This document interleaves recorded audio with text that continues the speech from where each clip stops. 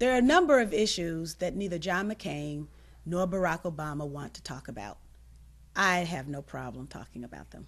Over 5,000 physicians signed a letter stating that a single-payer healthcare system for our country is the only morally and fiscally responsible way to organize healthcare delivery in our country.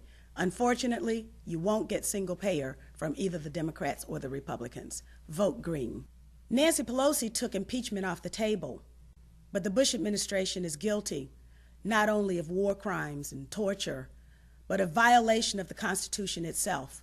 The Democratic Congress should have rolled back the Patriot Acts, the Secret Evidence Act, the Military Commissions Act, but they've done nothing to protect our civil liberties.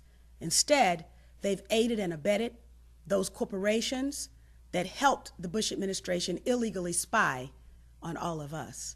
The Green Party doesn't just want to end the wars and occupations of Iraq and Afghanistan and other countries around the world. The Green Party wants to bring all of our young men and women who are stationed in the more than 100 overseas bases home. I've had the opportunity to visit Detroit several times, and I've seen the manufacturing capacity of that town.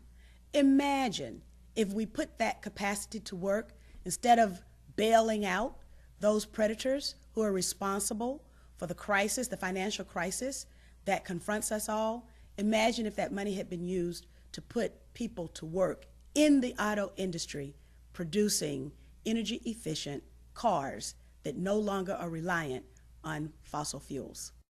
The Democratic-controlled Congress chose to give $700 billion to people who basically have been predators on the people of this country, on the treasury of this country. And instead of giving them $700 billion, which actually the Congress voted to give them over $800 billion, just imagine what that could have done as in infrastructure investment, greening of our technology, manufacturing green technology in this country, making sure that we invested in a clean, sustainable, energy-efficient future for our children in this country. It is clear that the buildup of the prison industrial complex is detrimental to the future of individuals in this country, especially those who have been targeted for special treatment, young Black and brown people. Sadly, the United States has become the incarceration capital of the world, and some people have figured out a way to make a profit off of that. The prison industrial complex should be dismantled. Racial profiling should no longer exist, should be outlawed in theory, in law, and in practice. The drug war should be eliminated. Intrusions of the federal government into our daily lives should be eliminated. It is intolerable that we have police shooting, and in many cases killing, unarmed young Black and brown men. It is intolerable that young Black and brown men, and even now families, find themselves sleeping on the streets. Poverty has been criminalized. Youth is being criminalized to the extent that we have more police in our schools than we do school nurses, for example, or those who are charged with making sure that the mental health of our students is intact.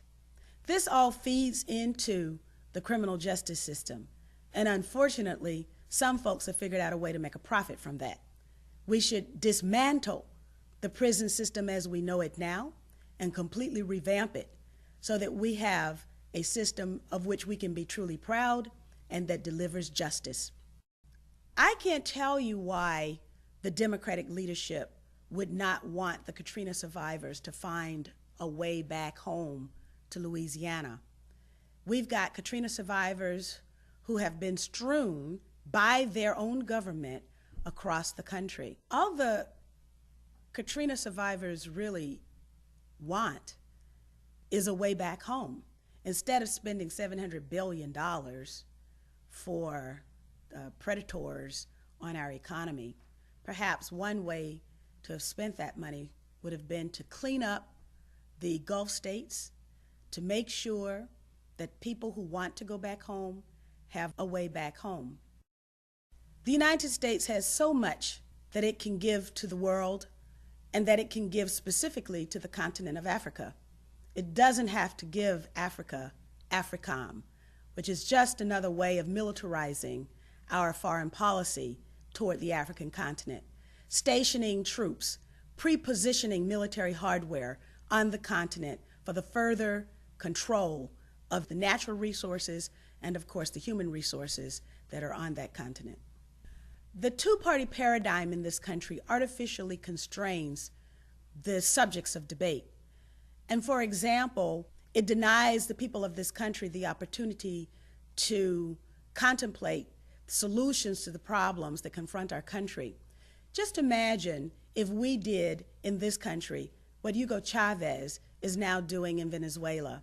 I read that Hugo Chavez is making available to everyone who now owns a gasoline-powered car to trade that car in for free and get a car that is run on CNG, which is natural gas. Just imagine we could do the same thing here in this country if we had the political will and if we had the right leadership. It is a convenient construct for the corporate political parties and the corporate press to portray the Green Party as a party that is only interested in environmental issues. But the Green Party's 4 pillars upon which they envision public policy being made also include grassroots democracy, peace, and social justice. And it was my record on all of the 4 pillars, environmental wisdom, grassroots democracy, peace, and social justice, that caused the Green Party to come to me. Actually, they've come to me several times to ask me to lead their national ticket. And this time I accepted their invitation. In 1992, it was the year of the woman, and women all over the country were saying we want our seat at the table. And then when I got to Washington, D.C., guess what? I found out that public policy is really made around the table. The only thing is, right now, we only have 2 chairs at the table. That's a chair that's occupied by the Democratic Party and another chair that's occupied by the Republican Party. But somebody who had a seat at that table already slipped the corporate lobbyists a key to the door. I figured out that the conversation would change dramatically if we placed another seat at the table. That seat would be occupied by the Green Party. The Green Party would take away the door and invite the people to come in so that they can actually see public policy being made. That's why it's important to vote Green.